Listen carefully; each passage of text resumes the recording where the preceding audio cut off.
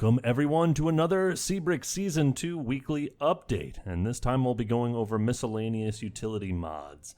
Hello everyone, this week the team will show all of the minor but impactful changes and adjustments we've made to the game that we expect will motivate more exciting gameplay and constant action.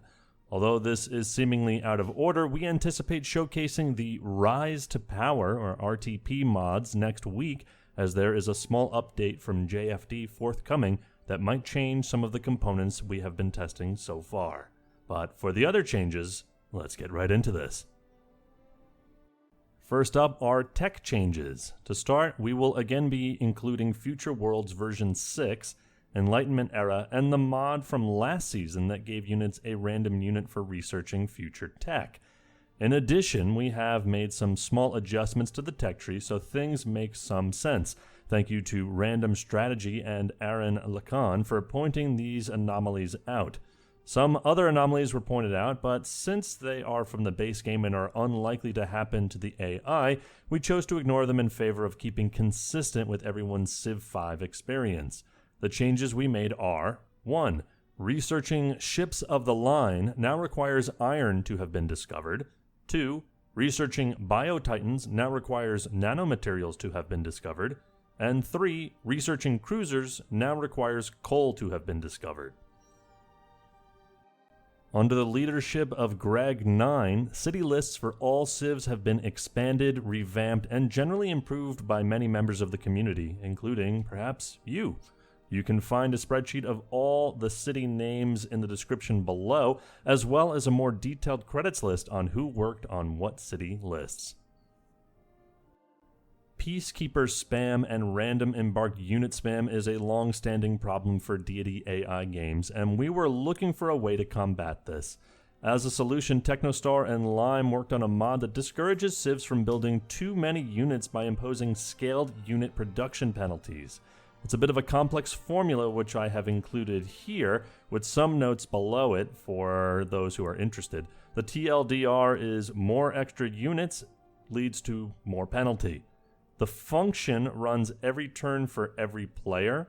The dummy building that is put in each city applies a -1 production modifier on their respective domains. Note that we don't include air units because air units don't cause peacekeeper spam. But if this makes sense to you, then great. And if it doesn't make any sense to you, trust that it will help with the peacekeeper spam and all these random embark units all over the oceans that really clog things up. So we will hopefully see that improve for Season 2.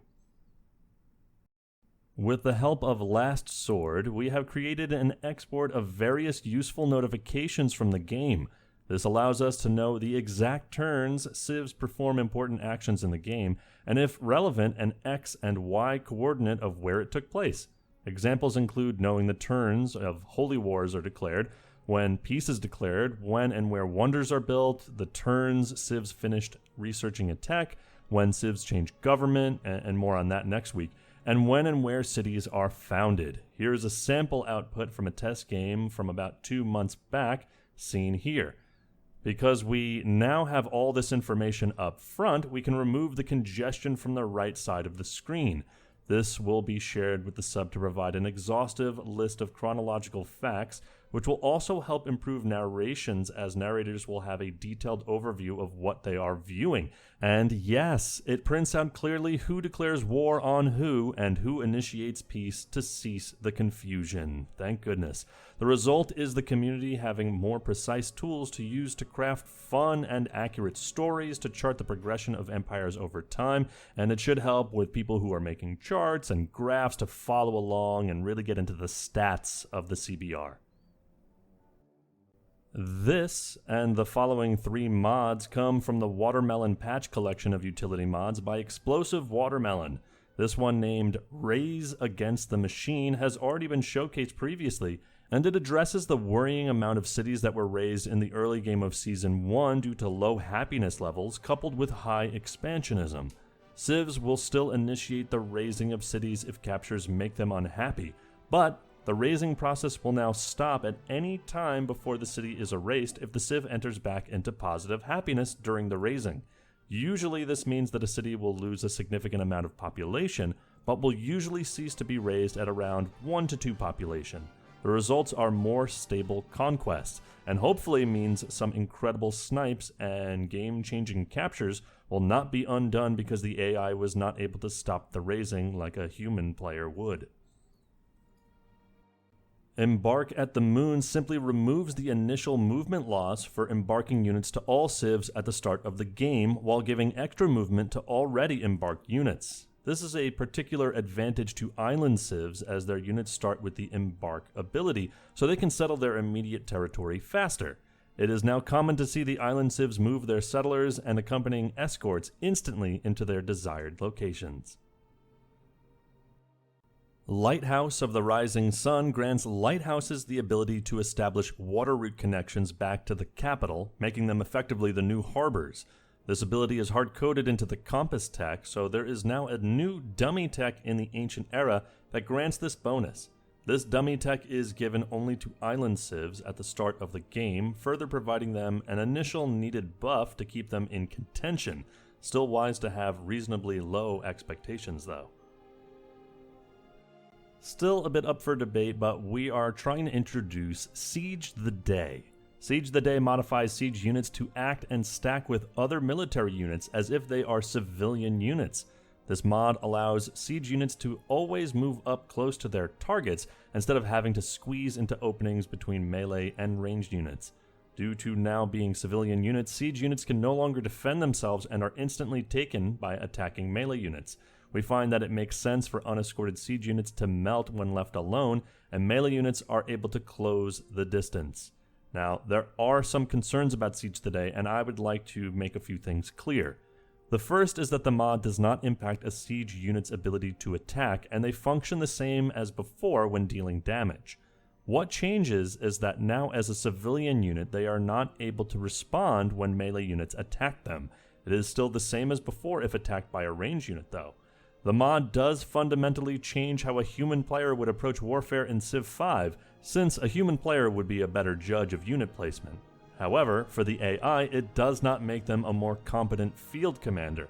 It is simply a way to ease some congestion as they proceed as they normally would, i.e. crowding as many units as possible around cities.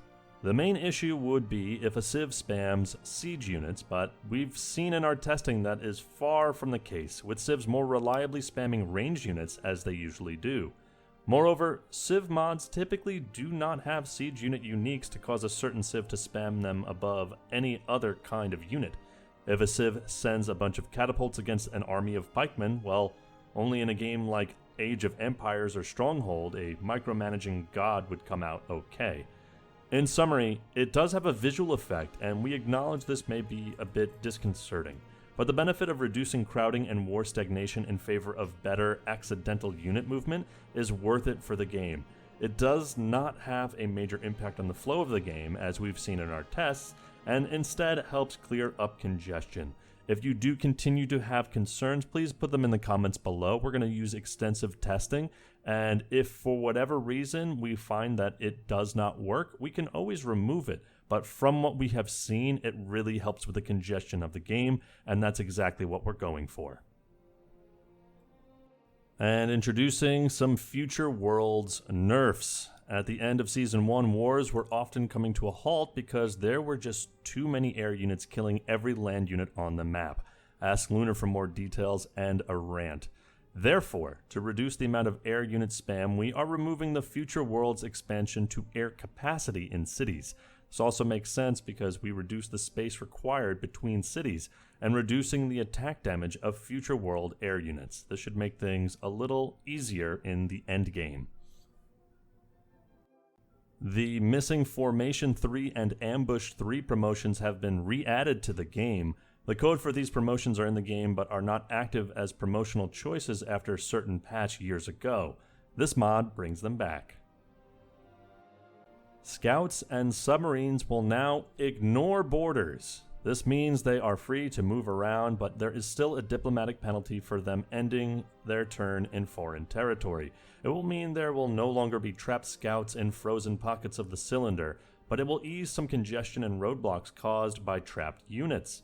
Submarines also become that much more valuable in the late game. And that's it this week for utility mods. If you have any questions, please put them in the comments below and I'll try to address them as best I can. Join us next week where we'll be talking about some other mods, including JFD's Rise to Power. But until then, my name is Dawkinzz, and we'll see you next time.